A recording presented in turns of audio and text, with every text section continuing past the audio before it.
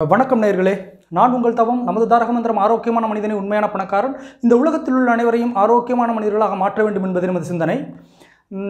தொடை இடுக்குகளில் அரிப்பு, இந்த பூஞ்சையால் ஃபங்கஸால் வரக்கூடிய இந்த தொடை இடுக்குகளில் வரக்கூடிய இந்த அரிப்பிற்கு ஒரு நேயர் கேட்டிருந்தார். அதற்கு ஒரு நாம் மருத்துவம் சொல்லியிருந்தோம்.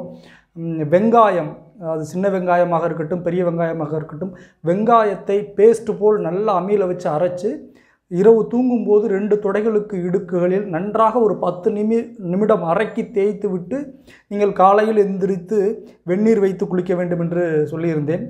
அவற்றில் நிறையா பேர் எனக்கு குணமாகிவிட்டது என்று பதிவு செய்திருந்தார்கள். சிலர் எனக்கு அந்த அந்த பேஸ்ட்டை போட்டும் குணமாகவில்லை என்று சொல்லியிருந்தார்கள். அவர்களுக்காகத்தான் இந்த பதிவு.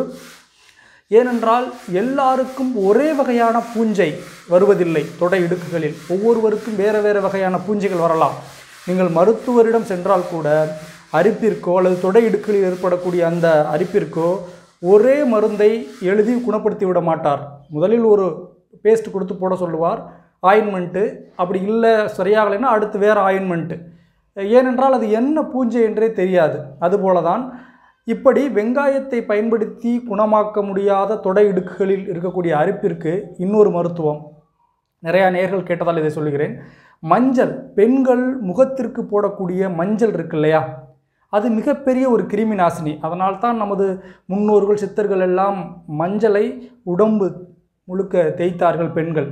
ஏனென்றால் அவை தோள்களில் ஏற்படக்கூடிய இந்த பூஞ்சை, மற்ற தோள்களில் ஏற்படக்கூடிய சின்ன சின்ன பிரச்சனைகளை எல்லாம் போக்கி விடுகிறது.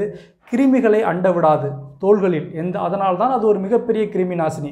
எனவே பெண்கள் முகத்திற்கு பூசக்கூடிய அந்த மஞ்சளை நன்றாக ஒரு கல்லில் வைத்து தேய்த்து இரவு தூங்கும்போது அந்த மஞ்சளை எடுத்து தேய்த்து நன்றாக ஒரு 2-3 சொட்டு தண்ணீர் விட்டு நன்றாக தேய்த்து அந்த மஞ்சளை எடுத்து 2 தொடை இடுக்குகளிலும் போட்டுக்கொள்ளுங்கள். காலையில் எழுந்து சுடுதண்ணீர் வைத்து அந்த சுடுதண்ணீரில் உப்பு, கல்லுப்பாக இருக்கட்டும் அல்லது இப்போது கிடைக்கக்கூடிய சால்ட், பவுடர் சால்ட், ஏதோ ஒரு உப்பை போட்டு அந்த வெதுவெதுப்பான சுடுதண்ணீரில் அந்த 2 தொடை இடுக்குகளையும் கழுவ வேண்டும். இப்படி ஒரு 7 நாள் செய்தீர்கள் என்றால் கண்டிப்பாக தொடை இடுக்குகளில் ஏற்படக்கூடிய அந்த பூஞ்சையால் ஃபங்கஸால் வரக்கூடிய அந்த அரிப்பு முற்றிலும் குணமாகிவிடும். நாம் மீண்டும் அடுத்த வீடியோவிலும் அரிப்பை பற்றியே பேசுவோம். கண்டிப்பாக உங்களது கேள்விகளை கீழே பதிவிடுங்கள். அதற்கான பதில் அடுத்த பதிவில் வந்து சேரும் உங்களுக்கு. இந்த பதிவு உண்மையிலேயே உங்களுக்கு பயனுள்ளதாக இருந்தால் நீங்கள் உங்கள் உறவினர்களுக்கும் பகிருங்கள். அவர்களும் பயன்பெறட்டும், நலம் பெறட்டும். நாம் ஆரோக்கியமான மனிதர்களை உருவாக்குவோம். நன்றி, வணக்கம்.